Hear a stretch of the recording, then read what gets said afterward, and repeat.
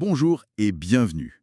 Aujourd'hui, on va explorer un sujet assez fascinant, basé sur le livre The Giza Power Plant de Christopher Dunn. Oui, un livre qui propose une idée assez radicale, quand même. Carrément.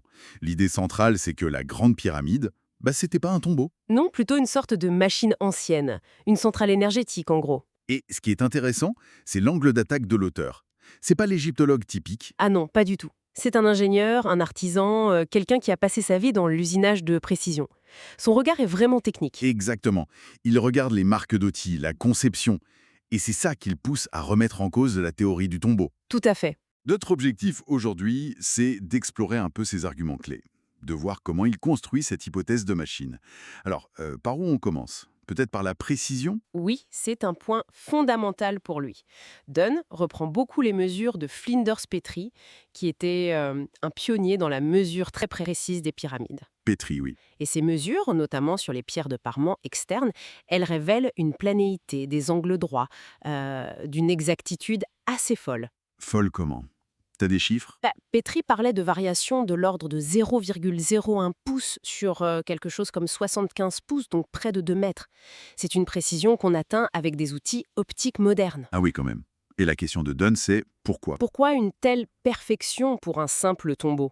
Surtout si on imagine qu'ils avaient que des outils rudimentaires en cuivre, en pierre. Ça colle pas, effectivement. Et c'est là qu'il analyse les marques d'outils, notamment sur les sarcophages en granit.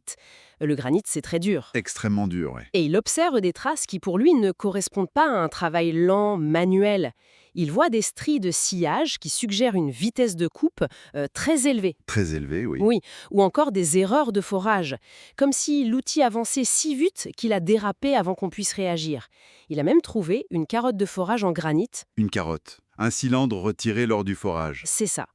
Et cette carotte présentait des rainures en spirale. En analysant ces rainures, il estime une avance de l'outil de 0,1 pouce, soit environ 2,5 mm par tour de mèche. Par tour. Dans du granit. Oui, pour lui, c'est juste impensable avec des méthodes manuelles.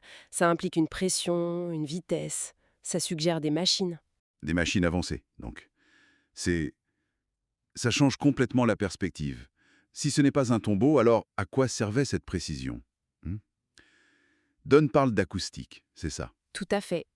Il explore l'idée que la pyramide, et en particulier la chambre du roi, aurait été conçue pour résonner, Raisonner. comme un instrument de musique.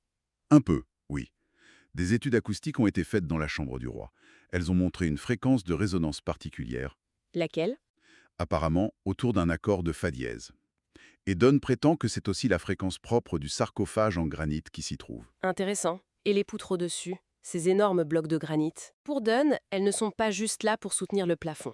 Il pense qu'elles auraient pu être accordées, dimensionnées très précisément pour vibrer à une fréquence spécifique, pour amplifier cette résonance. Une pyramide accordée. C'est une idée assez poétique.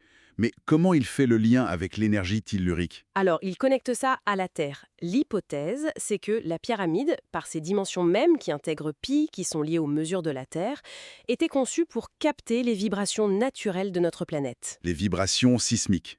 Oui, l'énergie sismique de basse fréquence, les vibrations constantes de la Terre. Et le matériau clé là-dedans, c'est le granit.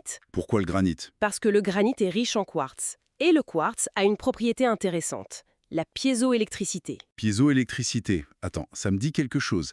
C'est quand un cristal produit de l'électricité sous la pression, c'est ça? Exactement. Quand on applique une contrainte mécanique, une pression ou une vibration, à un cristal piézoélectrique comme le quartz, il génère une charge électrique. D'accord. Donc, l'idée c'est La pyramide vibre avec la Terre. le granit, bourré de quartz, dans les chambres intérieures, vibre aussi. Et il transforme cette énergie mécanique des vibrations en énergie électrique. Voilà. C'est une des bases de sa théorie.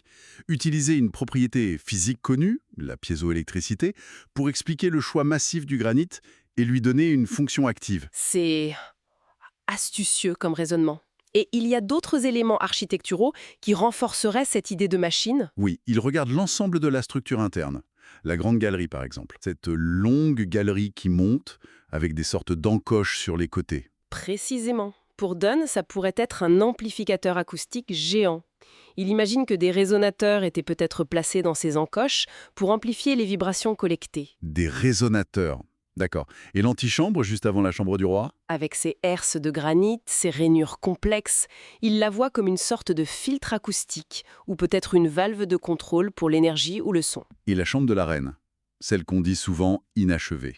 Elle joue un rôle crucial dans son modèle. Il est très intrigué par plusieurs choses là-bas. D'abord, des dépôts de sel analysés sur les murs. Du sel. Oui. Ensuite, il y a les fameux conduits, initialement bouchés, qui partent de cette chambre.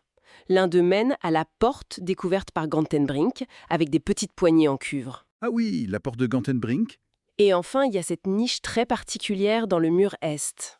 Pour Dunn, tous ces indices pourraient pointer vers un processus chimique. Chimique? Quel genre? Il spécule sur la production d'hydrogène, peut-être par électrolyse de l'eau ou une autre réaction. De l'hydrogène? Mais pourquoi? L'hydrogène aurait pu servir de milieu actif, pour stocker l'énergie ou peut-être pour l'amplifier et la diriger. Il fait une analogie avec le fonctionnement des masers, qui utilisent un gaz pour amplifier des micro-ondes. D'accord. Donc, si on essaie de résumer sa vision globale, la pyramide capte les vibrations de la Terre. C'est ça? Le granit les transforme en énergie électrique, via la piézoélectricité.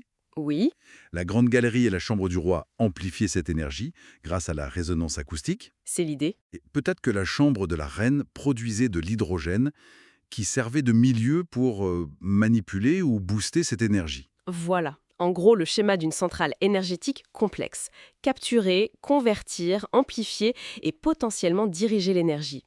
Pour Dune, cette hypothèse de machine rend cohérent tous ces éléments architecturaux qui restent parfois un peu mystérieux si on pense juste à un tombeau. C'est vrai que la précision extrême, le choix du granit, l'acoustique, les conduits, vu sous cet angle, ça forme une image différente. Complètement. Le regard de l'ingénieur offre une perspective radicalement autre. Il suggère une fonction et surtout une technologie qu'on n'attribue pas du tout classiquement aux anciens Égyptiens.